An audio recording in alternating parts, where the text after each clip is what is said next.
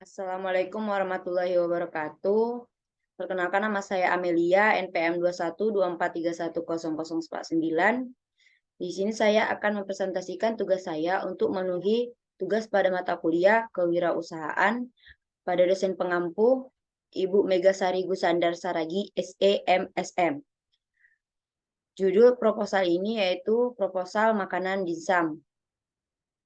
Daftar isinya kata pengantar, daftar isi, bab 1 pendahuluan, yang berisi 1 latar belakang, 2 visi dan misi, 3 jenis usaha yang dikelola, 4 jenis usaha yang direncanakan, 5 tujuan. Bab 2 pembahasan yang berisi 1 profil usaha, 2 strategi pasar, 3 analisis SWOT.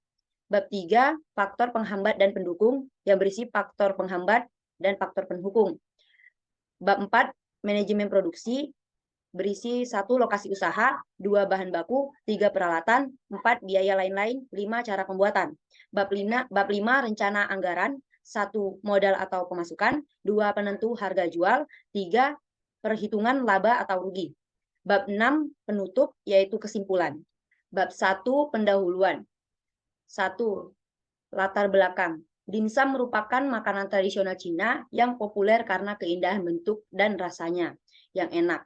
Selain bentuk dan rasanya, yang terdapat pula keunikan lainnya seperti keindahan warna dan variasinya. Bab 2, pembahasan. 1. Profil usaha. Dimsum adalah brand dari usaha saya. Bahan bakunya adalah ayam yang dibuat dengan campuran bahan-bahan lainnya dan dikukus seperti biasa. 2. Strategi pasar. Agar rencana mendirikan usaha ini berjalan dengan lancar, upaya yang dapat dilakukan dalam melakukan strategi pasar antara lain 1. Segmenting target, positioning, 3. Analisis SWOT. 1. Stretch kekuatan. Makanan yang saya buat ini cocok untuk semua kalangan, memiliki ukuran yang menarik, harga produk ekonomis sehingga dapat terjangkau oleh konsumen. 2. Weakness atau kelemahan, produk mudah ditiru, kurangnya modal untuk menjalankan bisnis, harga bahan baku yang tidak stabil. Opportunity atau peluang, tempat yang strategis, bisnis yang dapat dimulai dengan modal yang kecil. 4. Threat atau ancaman, banyak pesaing bisnis yang bergerak di bidang yang sama, pesaing harga antar sesama bisnis juga harus diperhatikan. Bab 3, faktor penghambat dan pendukung. Setiap usaha yang dijalankan pasti ada yang sukses dan ada yang belum sukses, seperti halnya usaha ini. Ada beberapa hal yang menurut saya akan menghambat dan mendukung dalam menjalankan usaha ini. Satu faktor penghambat, banyaknya usaha yang sama dan harga bahan baku yang tidak stabil. Faktor pendukungnya, kondisi tempat dan peralatan yang memadai, higienis dan harga yang terjangkau. Salah satu bagian produk yang disukai oleh kebanyakan masyarakat memiliki perbedaan rasa dan ukuran yang berbeda dengan yang lain. Bab 4, manajemen produksi. 1. Lokasi usaha.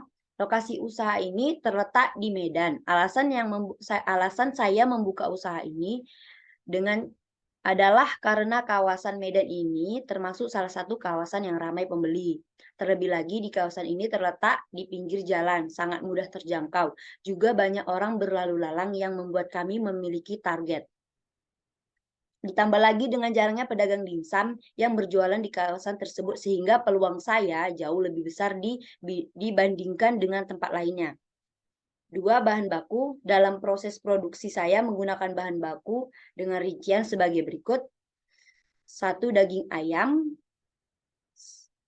1 kilo seharga 30.000, daun bawang 2 batang seharga 1.000, 3 bawang putih 1,5 ons seharga 2.000, telur 2 butir Rp3.000, tepung kanji seperempat Rp3.000, kulit pangsit setengah kilo 11.500, Raiko kaldu ayam 2 bungkus Rp1.000, merica bubuk 1 bungkus Rp1.000, gula pasir seperempat Rp4.000, garam 1 bungkus Rp2.000, wortel 1 buah Rp1.000, minyak wijen 1 botol Rp30.000, saus sasa setengah bungkus Rp8.500, cabai seperempat Rp6.000. Totalnya Rp104.000 untuk bahan baku. Peralatan, 3 peralatan. Dalam kegiatan produksi saya, peralatan dan perlengkapan yang saya gunakan sebagai berikut. 1. Kompor gas, 2 panci kukus, 3 baskom, 4 tempat sambal, 5 tupperware, 6 pencapit, 7 parutan wortel, 8 pisau, 9 blender. Untuk perlengkapan, 1 tusuk lidi, 1 bungkus Rp11.000, 2 cup 50 PCS Rp10.000, 3 plastik 1 ons Rp4.000, 4 plastik asoy 2 bungkus Rp5.000, 5 plastik lilin 1 on Rp2.000. Totalnya untuk perlengkapan Rp32.000. 4 biaya lain-lain. 1 isi ulang gas Rp16.000. 5 cara pembuatan. 1 cara pembuatan dimsum. Mula-mula cincang halus dan blender daging ayam, kemudian rajang halus daun bawang, campur daging ayam dan daun bawang, kemudian bumbui dengan garam, gula pasir, dan merica secukupnya. Tambahkan tepung kanji, kemudian uleni. Ambil selembar kulit pangsit, isi dengan adonan ayam, kemudian satu-satukan ujung kulit pangsitnya. Usahakan agar kulit pangsitnya penuh dengan adonan tetapi tidak meluber. Kemudian parut wortel, hiasi bagian atas dimsum dengan menggunakan wortel yang sudah diparut. Panaskan panci kukus di atas kompor dan kukus dimsumnya selama 15 menit. Sajikan dimsum dengan saus sambal. Cara pembuatan saus sambal yaitu pertama, cabai dan bawang putih direbus, sesudah mendidih ditiriskan. Haluskan cabai dan bawang yang sudah direbus. Tumis dengan sedikit minyak sampai harum, lalu tambahkan garam dan gula sesuai selera. Tambahkan air, masukkan juga saus sasa, lalu aduk sampai merata. Kalau sudah matang, saus dimsum sudah bisa disajikan. Bab 5, rencana anggaran. 1. Modal atau pemasukan. Modal yang saya keluarkan dalam sekali produksi ialah sebesar Rp152.000. Total biaya sama dengan bahan baku tambah bahan perlengkapan tambah biaya lain-lain. Sama dengan Rp104.000 ditambah Rp32.000 tambah Rp16.000. Total pengeluaran yang digunakan dalam satu kali produksi menghasilkan 186 dimsum produk dengan modal pengeluaran Rp152.000. Penentuan harga jual.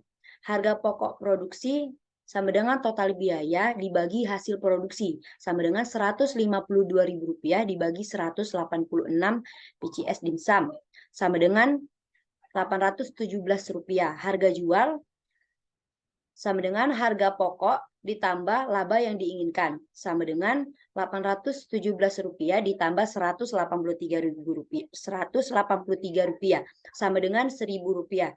Jadi harga jualnya yaitu Rp1.000 per PCS. 3. Perhitungan laba atau rugi. Laba sama dengan hasil produksi dikali harga jual dikurang modal sama dengan Rp183 dikali Rp1.000 dikurang Rp152.000 sama dengan Rp31.000.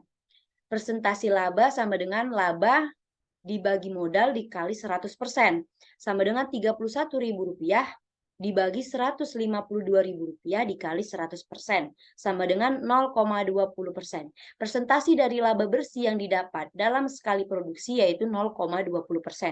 Bab 6, penutup. 1. Kesimpulan. Apapun usaha yang dijalankan, asalkan kita serius dalam menjalankan usaha kita, mudah-mudahan usaha kita dapat berjalan dengan baik dan lancar. Yang terpenting dalam menjalankan sebuah usaha adalah kemauan, ketekunan, kegigihan, dan tidak takut gagal. Maka dari itulah perlu penuh perjuangan kita dalam mengembangkan usaha untuk meningkatkannya. Sekian dari presentasi saya. Terima kasih. Wassalamualaikum warahmatullahi wabarakatuh.